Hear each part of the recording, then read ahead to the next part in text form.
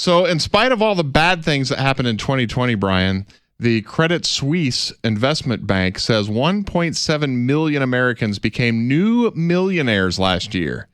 For those people fortunate enough to finally reach the $1 million mark with their 401k or IRA, what kind of advice would you give to make sure that they manage that money in a way that's going to get them through, say 20 to 30 years of retirement? Well, it's coming up with a solid plan to stop looking at just your investments, right? Look at taxes, estate planning, how your assets are taxed, real estate. I mean, that's, our planning process eventually when you become a new client is about five meetings, right, over, about 90 days.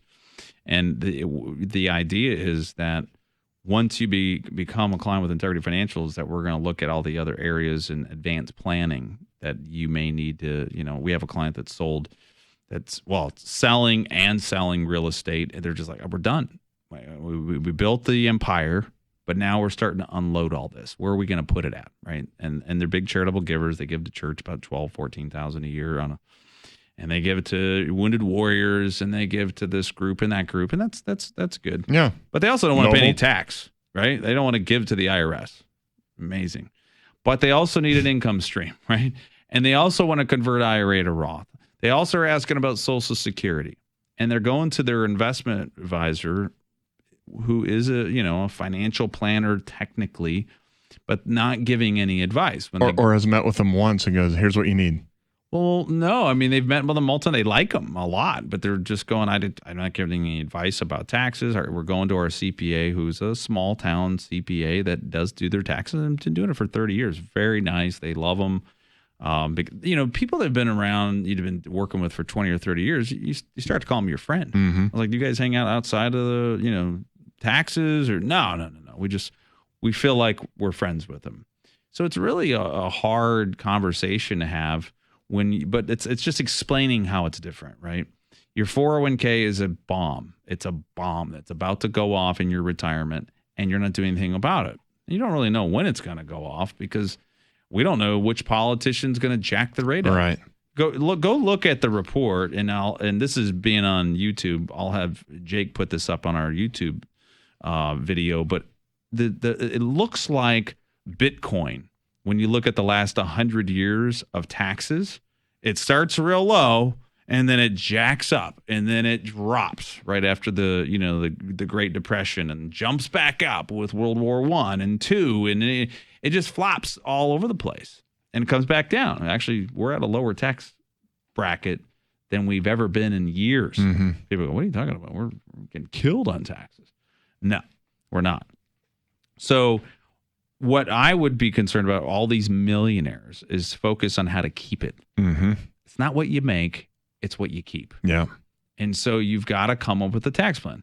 I have friends that work at big firms like Edward Jones and Morgan Stanley, Wells Fargo. They cannot give tax advice. But these folks that are coming in, like the ones I'm telling you about, are saying, I need it. Yeah. I don't need this investment property. What can I do? Well, can I do? You talked about a charitable lead trust, Brian. Is that something I can do? Well, yeah, that may make sense. It's pretty easy. You put it in for 10 years, you get a tax deduction. We're showing you $100,000 tax deduction on doing a pretty simple trust. It's not that difficult. You're going to give it anyways, right? Do you want to give this money after you pass away? Yeah. Okay. Well, let's convert $100,000. You don't have to pay any tax on that. There's no pain there, and you're not getting the tax deduction now. So, well, and then he goes, what's frustrating is that we love our CPA, but he didn't give us any of this. But that's not his job. The word certified public accountant is to take an account. Yeah. What does that mean? To look at the past, right, and put the information in your tax software and say you owe X, and plan for your liability for this year. But it's after you've already done it. No, we need to look proactively forward. So the second busiest time. You're not saying anything negative about CPAs. It's just not their job. It's not their job normally. Right. Now, there's a lot that have kind of turned and converted into tax planning. They've had to get training. In fact, I've been side by side, elbow to elbow in tax planning meetings all over the country. Ohio. In fact, the last one I was in California, and there was 3 or 4 CPAs in the group, and there's enrolled agents. They're all tax professionals. These average time in the business, 25, 30 years. And I said, what are you guys doing here? We're just learning for this stuff for the first time. Wow. They're like, we're tired of losing clients to people like you. and our wealthy, affluent clients that are worth $2 to $6-7 million are coming to us for advice, and I don't know what to do. And so I'm learning about charitable gift planning today and how I can save them hundreds of thousands of dollars when they sell real estate or their business, right? Business owners are now going, hey, the market's good. I need to get out. Yeah. Because I knew business owners that could not sell their business in 2008, 2009. Wow. They could not sell the real estate. I had a piece of property I couldn't sell. I literally called a broker up and I was like, hey, thinking about selling this property. What are you guys taking? This is in Phoenix. He goes, I'm not going to take the listing. I was like, what do you mean, Jeff? I mean, come on, we're buds. What do you mean? Why wouldn't you take the listing? It's like, no one's buying. I'm not going to waste my time. He's like, you just need to rent it. Boy, how times change. And he goes, just rent it. Yeah. Oh, now I could sell that thing in 5 seconds, right? Although I hear that it's starting to slow finally, that the market's starting to slow.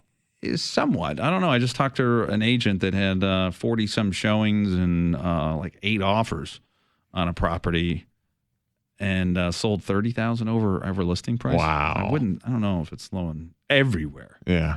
But the problem is the inventory. It's like you got like a sixth of the normal listings. Yeah. So yeah, it's all gone. It's hard to find. Yeah.